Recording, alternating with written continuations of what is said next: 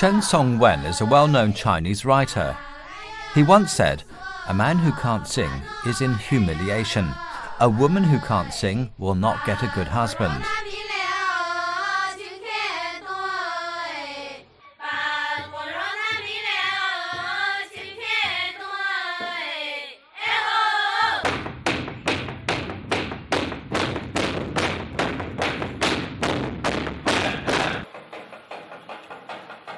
Unlike the Han people, whose marriages were mostly decided by parents and matchmakers in ancient times, young people of the Miao ethnic group have more freedom to pursue their love, and they get to know each other by singing beautiful songs. 我刚调到湘西自州的时候，那是1962年，晚上去看看他们苗族的唱苗歌，那实际上就是谈恋爱。谈恋爱呢，还谈不上谈恋爱。他们一个就是玩小伙子，不像我们这里说玩姑娘，他是玩小伙子。他终于是到了晚上，一批男的，全在苗族服装，一批女的，互相都不认识。你是哪个地方的啊？哪个村哪个寨的啊？哪个公社的都不知道，也不认识。那么大概5、6个、7、8个，一堆就开始唱了。他有几个比较习惯的固定的场合，那个就唱的我们就喜欢去听。唱完了以后，这个男的看上了那个女的，2个人看上了，上山去了。到第2天，你是姓什么叫什么是哪里的都不知道，所以他就说苗族的人不会唱歌，你连对象都找不到。Compared to the Miao people, the tujia people are more influenced by the agricultural lifestyle. They have a more conservative dating tradition, and some of their marriages are decided by parents and matchmakers, just like the Han people. For the Miao people, one who can't sing will never find a boyfriend or girlfriend. For the tujia people, singing is vital to the bride, who must spare no effort in singing aloud before her wedding ceremony.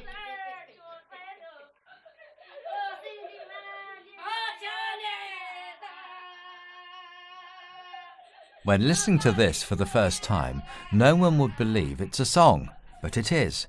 It's also an indispensable ritual for the tujia brides. Before the wedding ceremony, the bride and her family and friends will sing the crying songs for at least 3 whole days, or even a month. This is perhaps the longest song in the world.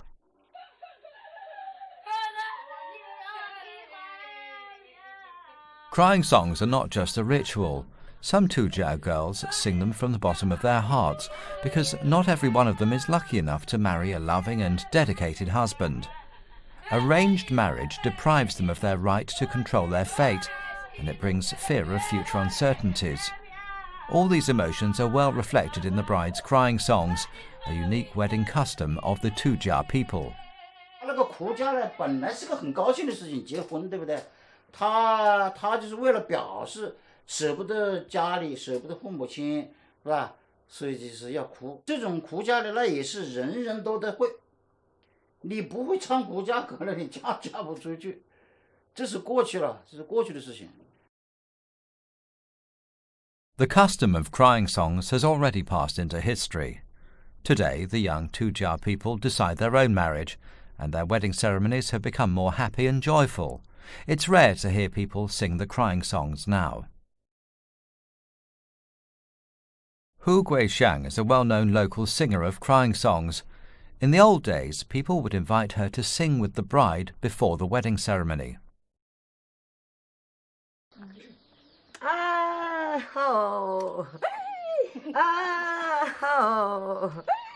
我的九儿啊，啊吼，啊吼。Hu Guixiang can no longer sing exactly like she did in the past, possibly because she's not practiced for a long time and she feels awkward performing in front of strangers. As she sings, the people around her start giggling and eventually she can't help but burst into laughter too.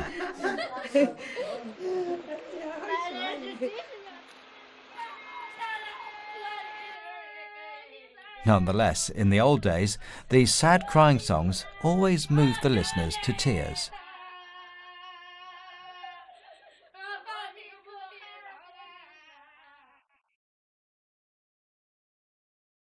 In recent years, as cultural exchanges have increased, many ancient tujia traditions have faded away. But Shuangfeng village is an exception. Located in Yongshun County, Hunan Province, the village has few connections with the outside world, and the tujia people's traditional lifestyle is very well preserved.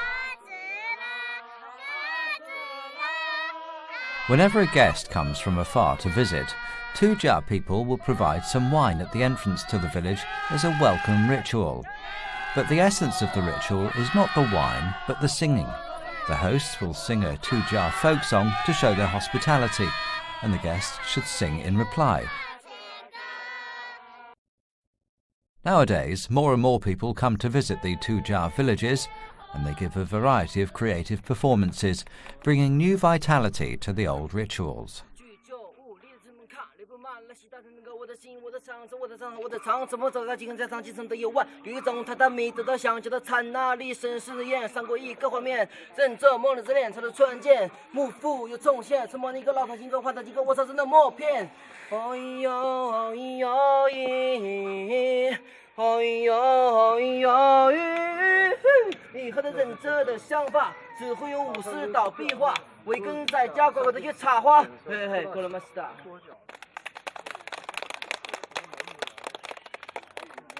The old traditions are well preserved in the Xiangxi region, a remote place surrounded by natural barriers. Many ancient relics are also found here. It's said that the Laozicheng city site in Yongshun County has a long history of 800 years.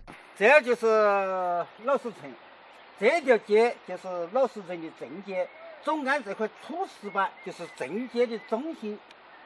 Laozicheng used to be the political and cultural centre of the Xiangxi region. The Tujia people describe the city's prosperity in a folk song like this.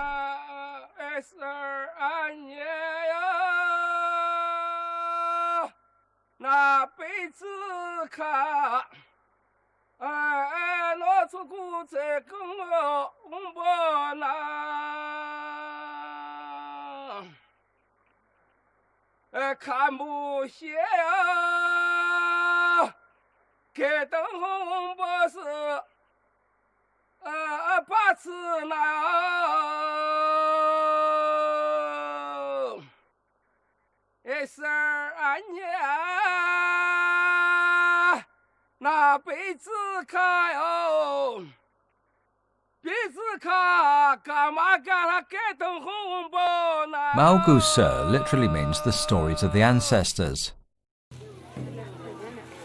It's the oldest folk dance of the Tujia people, which is expressed in the form of drama to commemorate their ancestors, who opened up the wild lands by farming, hunting and fishing.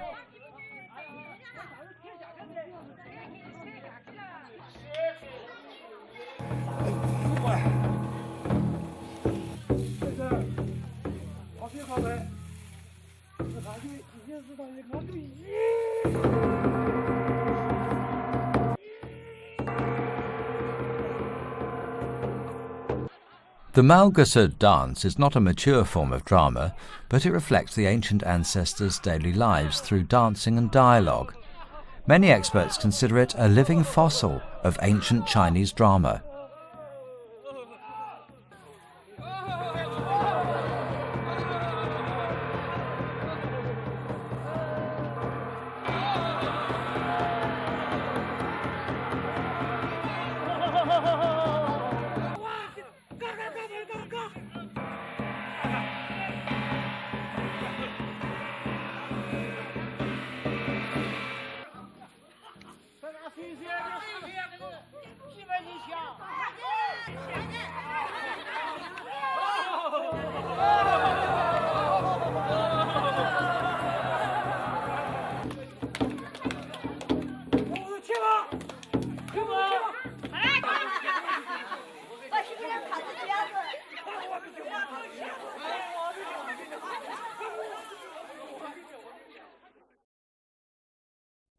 The Xiangxi region has witnessed great changes since the implementation of China's reform and opening up policy in the late 1970s.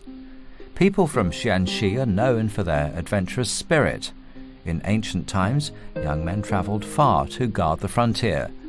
At the beginning of the last century, Xiangxi people joined the revolutionary Red Army's Long March. Today, many of them leave their hometown and earn a living in other parts of the country. As time goes by, a lampstand on the mulberry tree is still the song to sing when a couple is about to part from each other. It's the symbol of faithful love.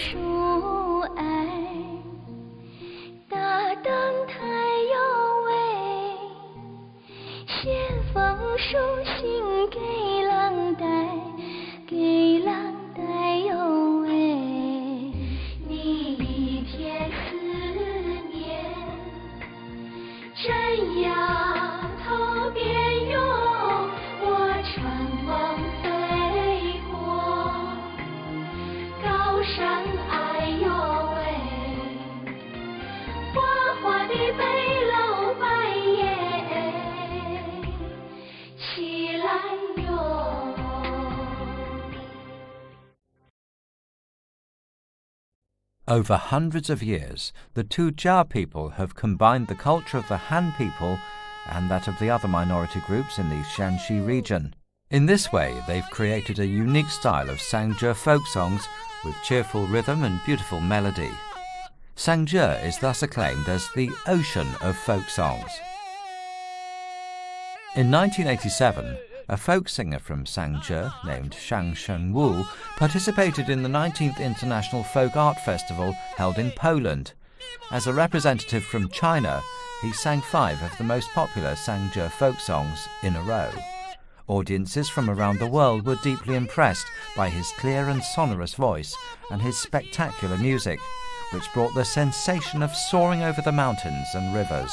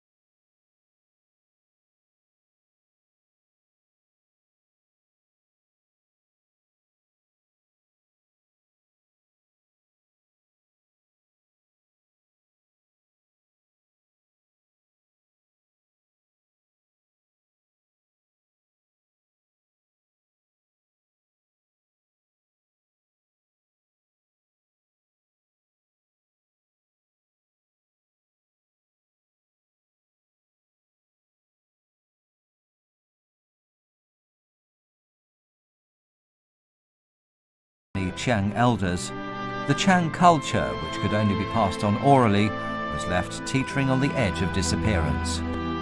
To help preserve the unique culture of the Qiang people, especially its polyphonic folk songs, which are known as a living fossil of Chinese folk music, the Chinese government launched a rescue initiative shortly after the earthquake.